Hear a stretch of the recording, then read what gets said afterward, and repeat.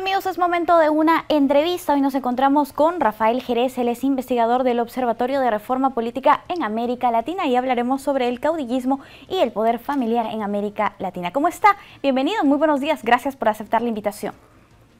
Buenos días, Paloma, un placer estar contigo y hablando sobre todo un tema tan interesante que lastimosamente creo que no se ha debatido tanto en el continente, justo por que cada país tiene su contexto político, pero hay algunas tendencias que se van dando y creo que es oportuno comenzar a debatirlas, ¿no? Listo. Hablemos y definamos en primer momento qué significa el caudillismo en la política.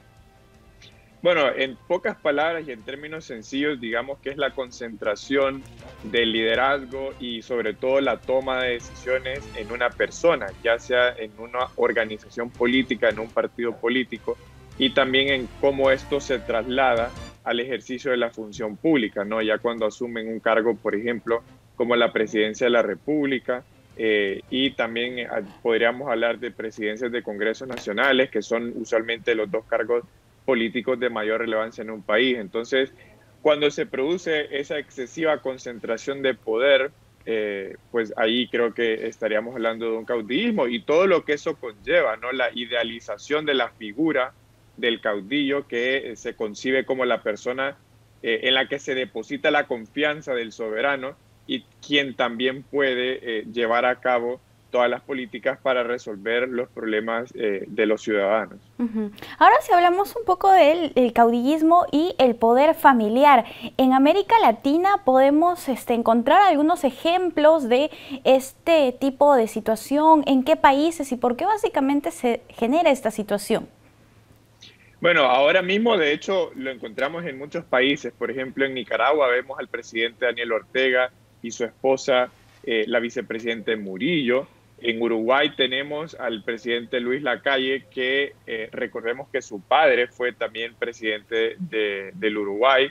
En Argentina también los Kirchner, en Brasil los Bolsonaro, en Perú los Fujimori, en El Salvador los Bukele y en Honduras los Zelaya, ¿no? Entonces, realmente es algo que está presente ahora mismo en la mayoría de democracias de América Latina y hay muchos motivos el por qué se produce. Por una parte, creo que es importante tener en cuenta el afianzamiento de la figura del caudillo, ¿no? Es decir, quién es la primera persona de ese entorno familiar que se posiciona en el espectro político de un país y cómo a partir de esa figura entonces se abre la puerta para que más personas dentro de ese vínculo de parentesco entren y puedan acaparar esos espacios políticos.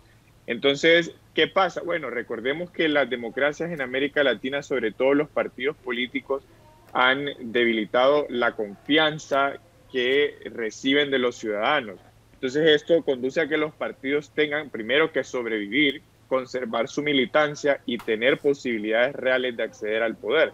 Entonces, muchas veces los relevos generacionales cuesta que se produzcan justamente porque permanecen en la toma de decisiones al más alto nivel caudillos o liderazgos que tienen mucho tiempo. Entonces, claro, tratar de generalizar una figura política nueva en países con censos poblacionales muy disímiles es difícil. Y ahí es donde es más sencillo a veces abrir la puerta a un nombre que es familiar y que de alguna manera recoge el legado del caudillo y obviamente eso también es como para los ciudadanos, es una manera de darle continuidad a esas aspiraciones que habían depositado en un caudillo de esa misma familia, ¿no? Claro, ¿usted considera que esta tendencia continuará en Latinoamérica?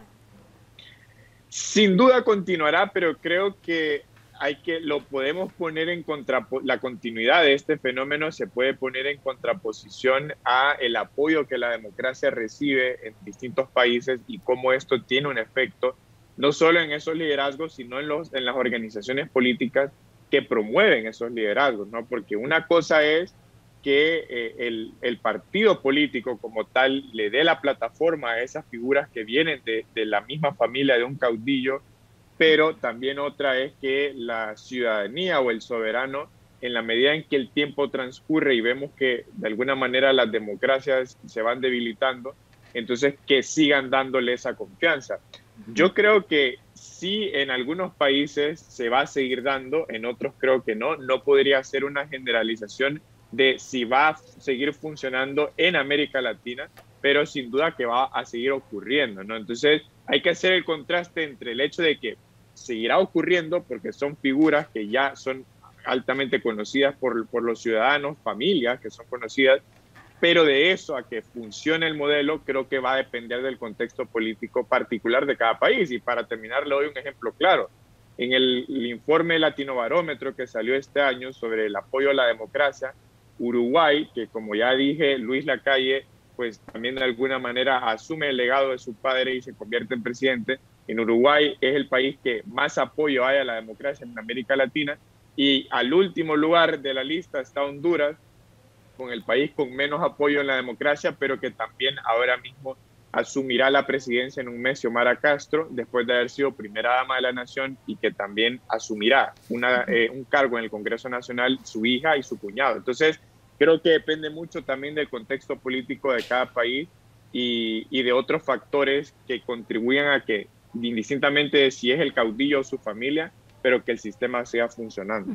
Qué bueno que menciona el caso de Honduras porque es un espacio interesante para analizar específicamente porque en Honduras se ve bastante discriminación, violencia contra las mujeres.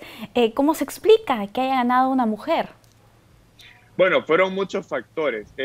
Primero, como usted bien menciona, es un país que históricamente se ha discriminado la participación y representación política de las mujeres. De hecho, incluso con la elección de Xiomara Castro, el Congreso Nacional, la integración del Congreso sigue estando la representación de las mujeres por mucho menos del 50%, ¿no?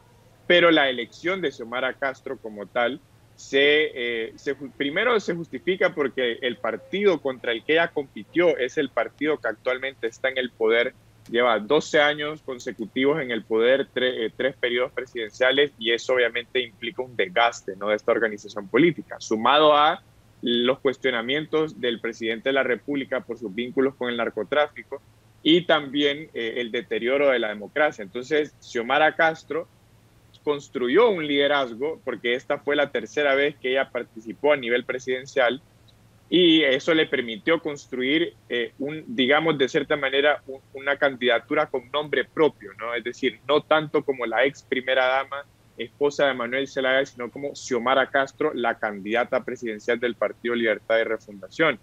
Y para esta fecha, el hecho de que ya hubo un desgaste fuerte del Partido Nacional, el partido en el poder, y de que Salvador Nasralla, el otro candidato opositor con posibilidades reales de ganar, se unió a Xiomara Castro, entonces eso impulsó su liderazgo.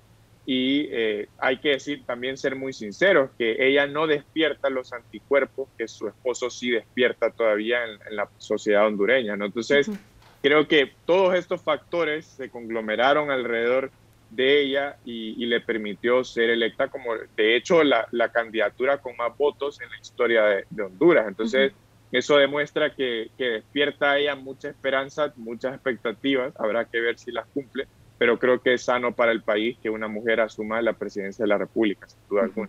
Bien, listo. Ahora, si podemos analizar un poco el caso peruano. En el Perú también existe este caudillismo, incluso estamos hablando de familias que han permanecido en el poder, si bien en el Ejecutivo en cierto tiempo, posteriormente en el Congreso de la República, y básicamente hay partidos que tienen esta situación. ¿Cómo observa usted el caso peruano? Bueno, en Perú lo que pasa también es que la inestabilidad política es parte de la misma estabilidad del sistema, ¿no? Es decir, no hay realmente continuidad en el ejercicio del poder y se ha visto por todos los relevos presidenciales que ha habido, o por lo menos al más alto nivel político. Entonces esto hace que las interacciones entre los partidos políticos sean más frecuentes y aquí es donde vuelve lo que mencioné al inicio, ¿no? Es decir, cómo lograr que figuras relevantes o nombres se mantengan tanto tiempo en el debate político. Y creo que el nombre, por ejemplo, Fujimori, es algo que está presente en el Perú por lo menos las últimas 2, 3 décadas. Y por mucha controversia que los rodee, porque también esto es importante decirlo, todos los caudillos generan controversia y también su entorno familiar, pero no cabe duda que generan simpatía para un sector de la población. Entonces, en la medida que se fragmenta el sistema de partidos, y sobre todo cuando hay inestabilidad, eso permite que el sector que todavía apoya al caudillo o a su entorno familiar les permita seguir siendo relevantes en un sistema democrático. Y creo que el caso de Perú es ese. Y de hecho, por ejemplo, la elección de Pedro Castillo, desde que fue electo hasta ahora, vemos cómo su popularidad ha bajado, ¿no? La aprobación social.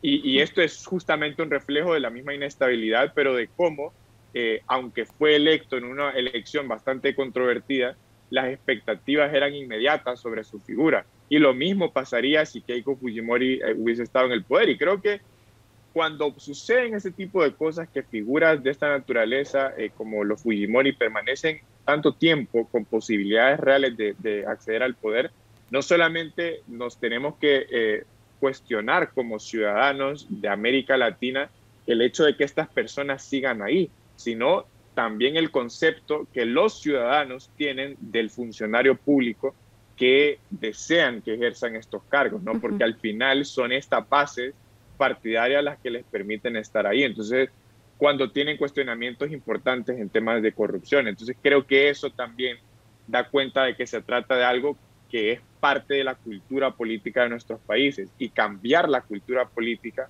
pues requiere mucho tiempo también. Por supuesto. Listo. Muchísimas gracias, señor Jerez, por acompañarnos aquí en JN Noticias. Ha sido un gusto conversar con usted, que nos explique cómo funciona esto del caudillismo en Latinoamérica y también revisar algunos de los ejemplos. Muchas gracias.